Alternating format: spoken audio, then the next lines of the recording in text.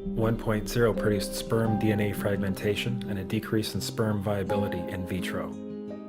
Also at 1.0, the science shows the following bodily effects can occur: headaches, dizziness, fatigue, insomnia, chest pain, difficulty breathing, and indigestion. 2.5 saw altered calcium metabolism in heart muscle cells. 4.0, changes in the hippocampus affecting brain memory and learning.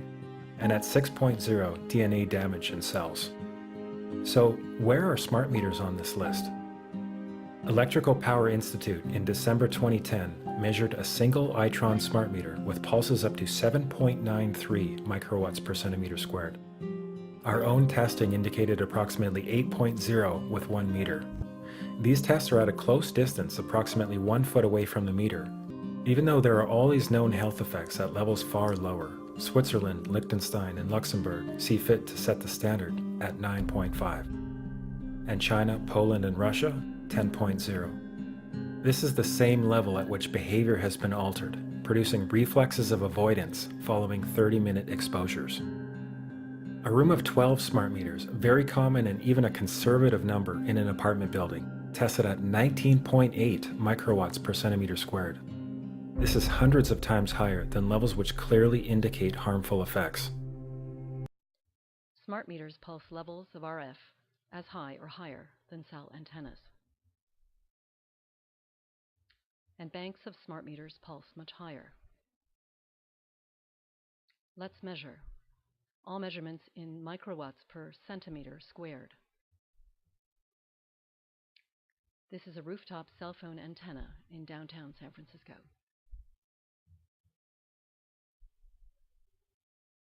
There's a barrier around this antenna to prevent people from getting too close, and warnings posted around on the barrier. Stay back. Radio frequency energy may exceed exposure limits. The levels of RF behind the barrier vary between 5 and 40 microwatts per centimeter squared.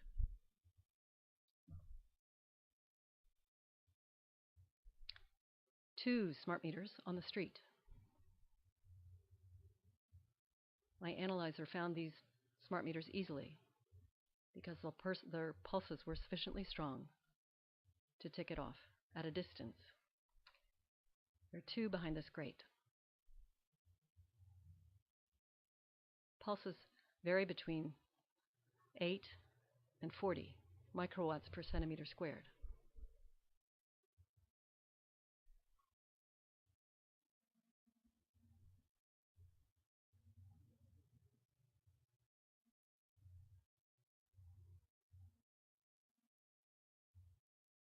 Five smart meters on the street. These 5 meters are in a parking lot. Pulses range between 4 and 70 microwatts per square centimeter.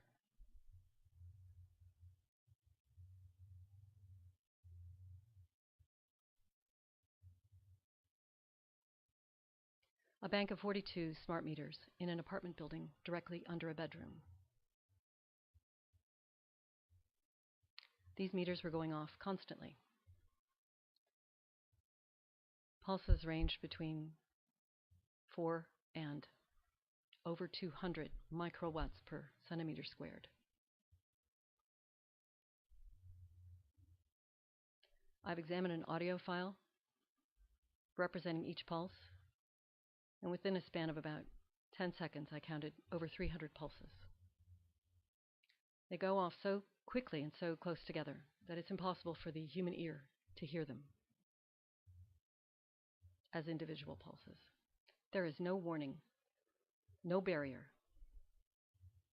that keeps people back from being close to these meters.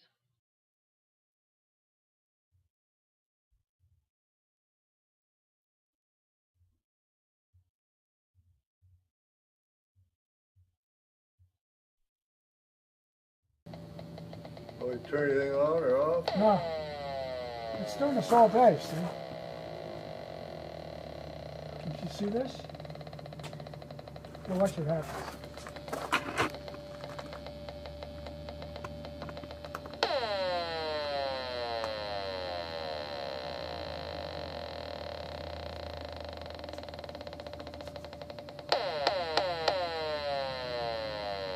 The one means it's overloaded. Okay. That's what it should be. It's over 2,000.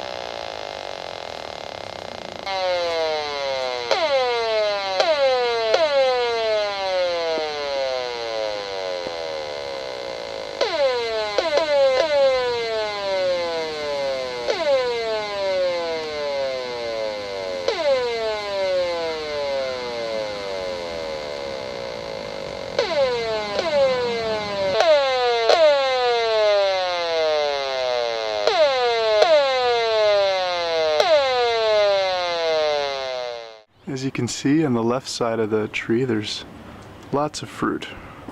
But as we move over to the right side, there's hardly any, except for maybe a few sickly oranges over on this side. So I was wondering why this would be, and one possible reason is that right next to this side of the tree is a smart meter. So how can utilities and governments get away with forcing these devices on everyone? This is how. In Canada and the US and several other civilized countries, the safety limit is set at 600 to 1,000 microwatts per centimeter squared. This so-called safety limit is literally tens of thousands of times higher than levels which are known to damage health, according to peer-reviewed published science. Quand j'ai vu effectivement sur PubMed la quantité d'études qui montraient des conséquences pour la santé, je me suis dit c'est pas possible d'accepter d'être exposé aux champs électromagnétiques produits par cette antenne. Les normes qui régulent la technologie de la téléphonie mobile proviennent d'un paradigme établi dans les années 50 par l'armée américaine. Écoutez, c'est pas l'armée américaine, c'est le laboratoire de l'armée américaine. Quand vous avez cette activité militaire dans le ciel toute la journée et que quelqu'un s'approche de vous avec un smartphone, c'est insupportable.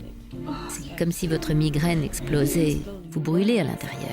Dès que des scientifiques peuvent démontrer qu'il y a des problèmes environnementaux ou sanitaires avec un produit, avec une technologie, l'industrie installe une stratégie globale. Et l'objectif de cette stratégie, c'est de conserver une réglementation et des lois favorables aux affaires de cette industrie.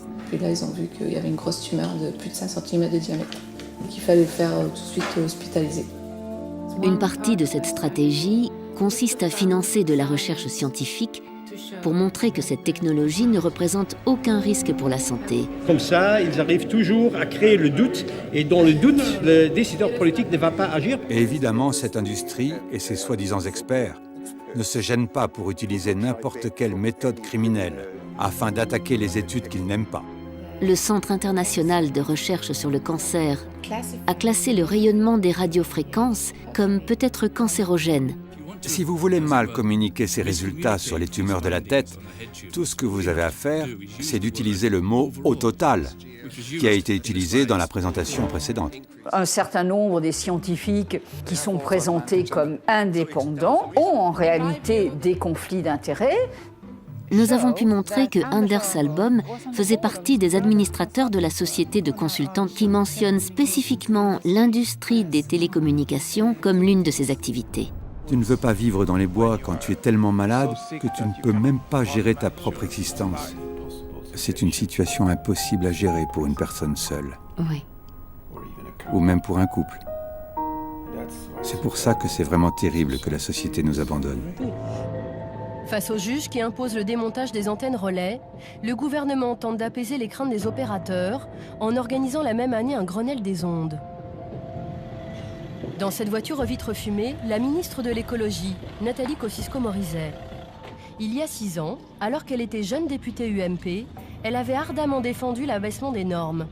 Dans une proposition de loi, elle demandait même que les antennes relais émettent à 0,6 volts par mètre au lieu des 41 volts actuels. La ministre n'a pas souhaité que nous la filmions en pleine réunion avec les opérateurs et les associations. Est-ce que vous pensez qu'il faut actuellement baisser les normes actuelles sur les antennes relais? Aujourd'hui, ce sur quoi on travaille, c'est évaluer l'exposition actuelle. C'est assez compliqué, hein, des antennes, il y en a plusieurs, il y a plusieurs origines d'exposition aux ondes, donc évaluer l'exposition actuelle et par des expérimentations, regarder comment on peut techniquement, économiquement baisser l'exposition. Donc on n'est pas en train de baisser les valeurs limites, on est en train de regarder si c'est possible, tout simplement. Mais est-ce que vous pensez qu'il faut baisser les normes actuelles? Aujourd'hui, on n'a aucun indice, si vous voulez, qui nous permette de conclure, il n'y a aucune preuve, que l'exposition aux antennes relais pose un problème pour la santé. Parce que vous, en 2005, vous étiez favorable à ce qu'on baisse les normes. Moi, je suis convaincue que si c'est techniquement et économiquement possible, c'est des questions qu'on doit se poser. Il n'y a pas de preuve aujourd'hui que l'antenne relais nuit à la santé, mais il y a une inquiétude qui traverse la population sur l'exposition aux ondes. Elle élude la question. Nous lui montrons alors sa proposition de loi de 2005. Et vous, donc, vous êtes pour une norme à 0,6 volts, comme vous l'étiez en 2005? Vous êtes... Je vous le refais? Non, mais c'est la question, effectivement. La ministre ne souhaite pas revenir sur cette proposition de loi qu'elle avait portée 6 ans plus tôt. En revanche, les normes actuelles, elle ne semble pas y porter beaucoup de crédit. En termes de réglementation, parce que là actuellement les réglementations c'est par exemple 41 volts par mètre, ça fait partie des normes actuelles. Est-ce que vous pensez que ce sont des bonnes normes? Pour moi, le 41 volts par mètre aujourd'hui ne signifie plus grand-chose. Oui, mais c'est pourtant la norme actuelle en France. Mais oui, mais ça ne signifie plus grand-chose. Quand vous regardez l'exposition ville par ville, en fait on est très loin du 41 volts par mètre. Mais alors pourquoi on garde ces normes? Alors pourquoi on baisse pas moi, les normes? Je ne vous dis pas qu'il faut forcément les garder, mais simplement il faut aller au bout du processus d'expérimentation qui est en cours. Aujourd'hui, le 41 volts par mètre signifie plus rien en fait. Ça veut dire qu'en tant que ministre de l'écologie, vous allez essayer de faire évoluer les normes? Ça va faire partie de vos engagements? Vous êtes complètement obsédé sur ce sujet. Non, c'est une question importante. Je vous dis que la norme de 41 volts par mètre, aujourd'hui, elle ne correspond plus à rien. Selon la ministre de l'écologie, cette norme ne correspond donc plus à rien. Bien sûr. Au revoir. Mais pourtant, il n'est pas question de la changer. La ministre partie, nous espérons enfin rencontrer les opérateurs présents à la réunion. Au fond de la salle, ils sont tous là. Orange, SFR, Bouygues Télécom. Tout au long de notre enquête sur les ondes, nous avions sollicité les services de presse de chacun de ces opérateurs, sans aucun succès. Bonjour, SFR. Je vous rappelle pour vous dire que nous ne souhaitons pas répondre à vos questions dans le cadre de votre documentaire. Oui, bonjour Guy, chez Bouygues Télécom. J'ai fait un point chez moi sur l'histoire qui vous intéressait. Voilà, je suis bien embêté parce que j'ai absolument aucun porte-parole qui pourrait témoigner là-dessus, vous raconter ce qui s'est passé, pourquoi, quand, etc. J'en suis absolument désolé. Pouvoir faire des images avec Orange, ça c'est pas possible en fait? Non, pas particulièrement. Non, c'est pas un sujet sur lequel on tient. Enfin non. Nous ne donnons pas suite aux demandes d'interview. D'accord, mais pour quelle raison en fait? C'est très étrange. Ben non, parce que c'est pas très étrange. C'est un sujet qui est hautement polémique. Nous tentons une dernière fois d'interviewer les opérateurs. Messieurs, est-ce qu'on peut vous poser quelques questions? Jean-Marie. Ah, c'est vous qui êtes désigné, les autres ne veulent pas parler? Comment? Impossible décidément d'approcher les leaders de la téléphonie mobile. Ils refusent toute interview. Ils ont un représentant commun à tous les opérateurs, chargé de communiquer à leur place. Il s'appelle Jean-Marie d'Anjou et il semble très satisfait de la nouvelle position de la ministre de l'écologie. Est-ce qu'on peut baisser les normes? Parce que finalement, on voit les Il n'y a pas lieu de baisser la norme, la ministre l'a dit d'entrée de jeu, parce que ces normes sont des normes fixées au niveau international par l'Organisation mondiale de la santé. Elles assurent la sécurité sanitaire des riverains. On est dans une question d'acceptabilité sociale. Non, mais vous, en tant que représentant des opérateurs. Cette position-là, effectivement, la norme, qui est une norme OMS, n'a pas lieu d'être modifiée. Pour Étienne Sandrier de l'association Robin des Toits, le revirement de la ministre est une grosse déception. qu'on est loin du compte.